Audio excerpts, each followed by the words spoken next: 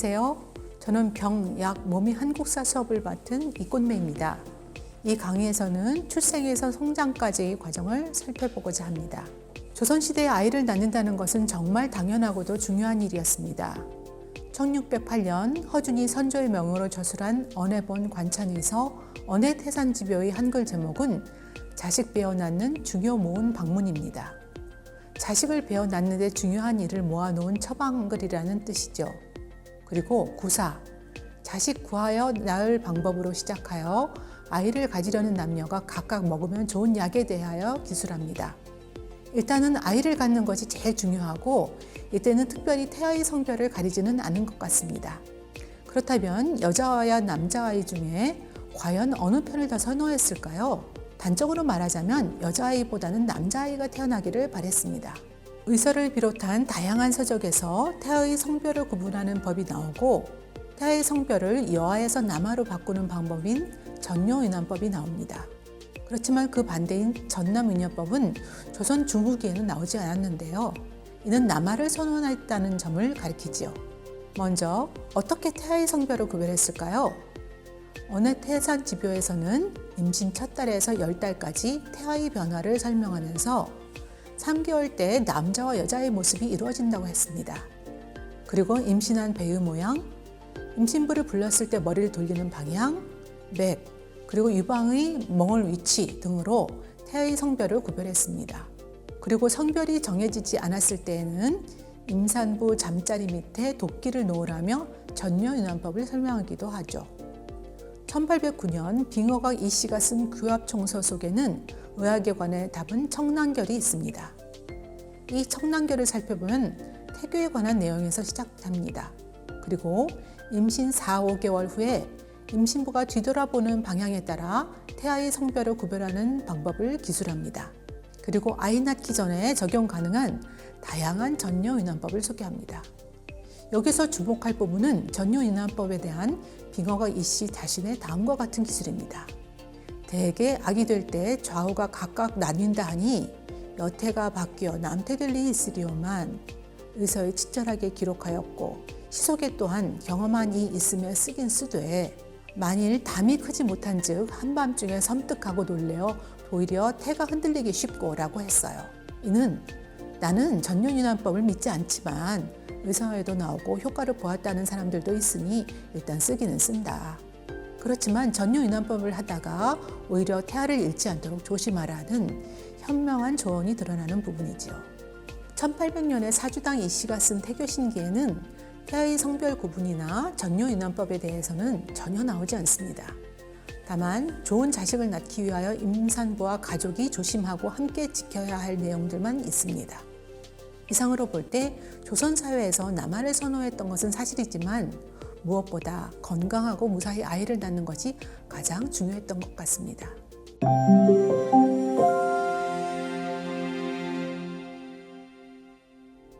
여자아이가 태어나면 어떻게 자랐을까요? 다양한 의사의 출산 관련 내용을 살펴보면 대부분 신생아 관리에 관한 부분을 포괄합니다. 출산 과정에서 문제가 있거나 혹은 선천성 기형이 있는 경우 심지어 신생아 때에 사망하는 경우가 꽤 많았기 때문일 것입니다. 언해태산지묘에서는 출산에 관한 내용에 이어서 신생아의 위급 상황에 대한 대처가 나와 있습니다. 갓난아기가 울지 못하는 경우, 젖을 빨지 못하는 경우, 대소변을 보지 못하는 경우 등이 있죠. 규합총서의 청난결에서도 신생아가 울지 못하는 경우 탯줄 관리하는 방법 등이 나옵니다. 이런 책에서 언급한 것들이 신생아계의 가장 큰 문제였다는 것을 알 수 있고 이 점은 오늘날도 마찬가지입니다. 규합총사에서는 좀 더 포괄적인 양육에 관한 내용이 나옵니다. 예를 들어 3, 7일 안에는 땅에서 한 자 길이라도 떼어놓지 말라든지 혹은 100일 안에는 산실 밖으로 내보내지 말라든지와 같은 것이죠. 그리고 양아십요라는 육아의 기본 원칙이 나옵니다. 그 내용은 1. 등을 따뜻하게 2. 배를 따뜻하게 3. 발을 덮게 4. 머리를 차게 5. 가슴을 서늘하게 6. 괴이한 것을 보이지 않음 7. 비위를 늘 따뜻하게 8. 울음 갓 그치면 젖먹이지 않음 9. 경분주사 등 약을 함부로 쓰지 않음 침, 자주 목욕 감기지 않음 등입니다. 아기가 건강히 자라기를 바라는 어른들은 이 10가지 원칙을 지키려 노력하며 정성으로 아기를 키웠을 것입니다. 그렇지만 아프거나 다치지 않고 자라는 어린이는 아마 없었을 겁니다. 앞 시간에서 말했듯이 조선 후기 양반 계층에서도 대략 출생아의 둘 중 한 명은 성인이 되기 전에 사망할 정도였으니까요. 가장 큰 사망 원인은 감염병이었습니다. 그렇다면 남해와 여아는 성장 과정에서 같은 대접을 받았을까요? 그렇게 보기는 힘들 것 같습니다. 먹는 것, 입는 것, 공부할 기회 등에 있어서 남자아이보다 여자아이가 불리했을 것입니다. 그럼 의료에 있어서는 어땠을까요? 역시 만필이 약 150명에 달하는 환자 사례 중에서 성장기는 18명으로 집계되었는데요. 그 중에 여자는 7명, 남자는 11명입니다. 그나마 7명 여자 중에 1명은 성별을 모르던 태아기에 어머니가 치료를 받은 경우, 그리고 둘은 저자 이수기의 딸과 외할머니입니다. 즉 이수기가 타인으로부터 아픈 여아를 의뢰받아 치료한 경우는 150명 중 4분입니다. 이는 조선사회에서 아픈 여자아이를 의원에게 보이고 또 약을 먹여서 낫게 하는 행위가 남자아이에 비하여 상대적으로 적었다는 뜻이겠지요.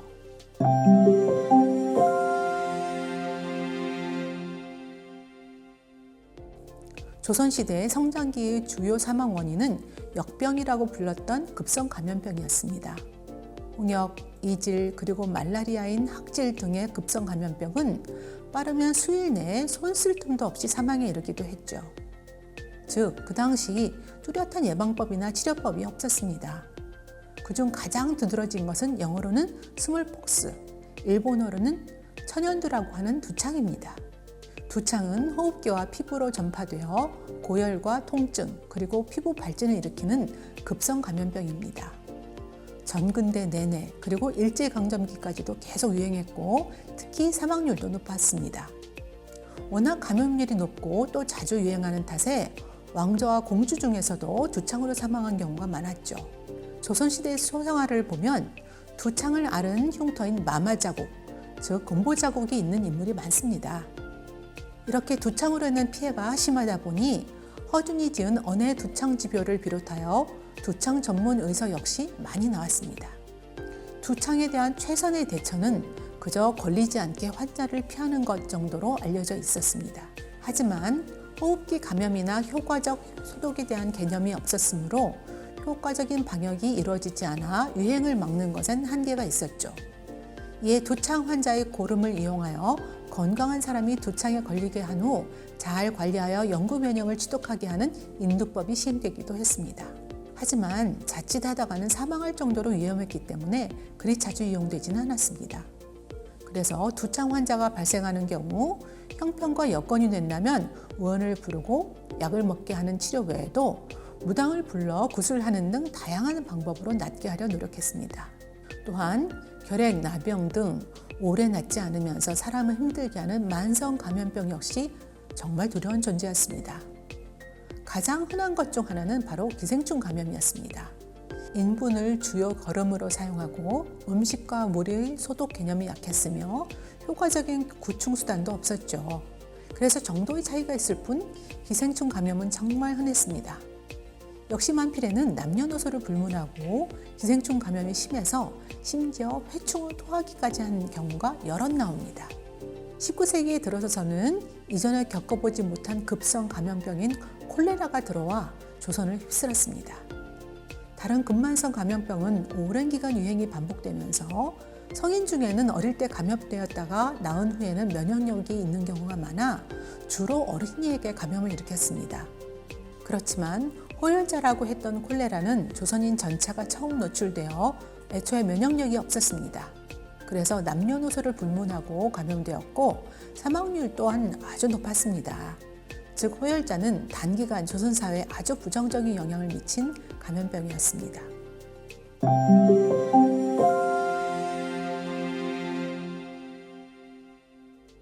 아이들은 근만성 감염병 이외에도 여러 가지 병으로 아프고 여기저기 다치면서 크기 마련이지요. 더군다나 봄철 보릿고개마다 그리고 각종 천재지변과 전쟁 등이 있을 때마다 먹을 게 부족하거나 상한 음식물을 먹으면 아이들의 건강은 당연히 나빠졌습니다. 다쳤을 때도 마찬가지였죠. 빙어거 이 씨가 규합청소 청란결에서 특히 아이들의 감염병이 아닌 문제로 따로 기술한 것은 어린애 오래 못 걷거나 말 못하거든, 개가 어린애 고추를 물었을 때, 아이 복하게, 아이 경기하는 때 등입니다. 이런 상황이 아이에게 많이 발생하면서 심각한 경우였을 것을 짐작할 수 있죠. 그 외에도 각종 사고가 났을 때의 대처 방법을 기술했습니다. 예를 들면 데였을 때, 높은 데서 떨어졌을 때, 사람, 가축, 쥐, 뱀, 곤충 등에게 물렸을 때, 각종 이물질이 목에 걸렸을 때, 칼이나 돌기에 다쳤을 때 등이죠. 이런 일들이 아이들에게 발생하지 않았을 리 없고 오히려 아이들에게 이런 문제는 더 자주 발생하였습니다. 즉 어른보다 더 심각한 상황이 되는 것이죠. 아이들에게 이런 문제가 생기면 어른들은 얼마나 마음 졸이고 고심했을까요? 일단은 자급자족적인 일상 차원에서 해볼 수 있는 것을 해보았을 것입니다.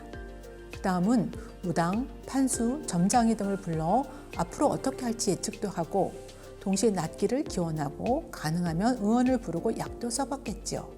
의원 이수기 역시 만필소 여아를 치료한 사례는 다음과 같습니다. 두창 후에 잇몸이 헐고 문드러진 경우, 홍진 후에 청색증이 나타나고 회충을 토한 경우, 홍진 후에 열과 부종과 기 부족이 나타난 경우, 쇠고기를 먹은 후 가슴이 답답하고 팔에 경련이 나타난 경우, 다리에 힘이 빠지고 마른 경우 등입니다. 의원으로서도 기록에 남길 만한 여러 특이하고 심각한 경우이겠지요. 특히 전쟁 후의 트라우마 사례가 두드러집니다. 예를 들어 이수기 외할머니가 14세에 병자호란을 겪고 몸속 장기가 모두 손상을 입어 발병할 때마다 혼절했다고 하죠.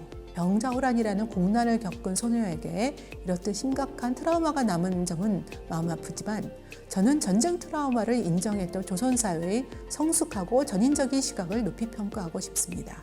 보통 어린이와 노약자에 대한 돌봄의 주체로 성인 여성을 꼽습니다. 하지만 성인이 되기 이전에도 조선사회의 여아는 그 역할을 기대받았고 또 실제로 행하기도 했습니다. 묵제일기에 남아있는 이문건의 손녀 수키 이야기를 아시나요? 수키는 이문건의 막손녀였습니다. 수키가 12살 때 외할머니, 즉 이문건의 부인 김돈이가 아주 많이 아팠습니다.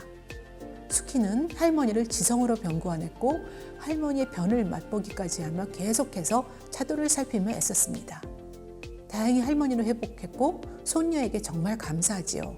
그리고 후일 남편 이문건에게 얘기해서 서울집을 손주가 아닌 손녀 수키에게 주도록 합니다. 이렇듯 남아보다 축복받지는 못했지만 어려움을 이겨내고 자란 여아는 주변을 돌보는 역할을 하고 이렇게 인정받고 보상받기도 했답니다. 그럼 지금까지 아이와 관련된 각종 질병에 대한 기록 및 대처 방안과 과거 여아의 위치를 함께 살펴보았습니다. 경청해 주셔서 감사합니다.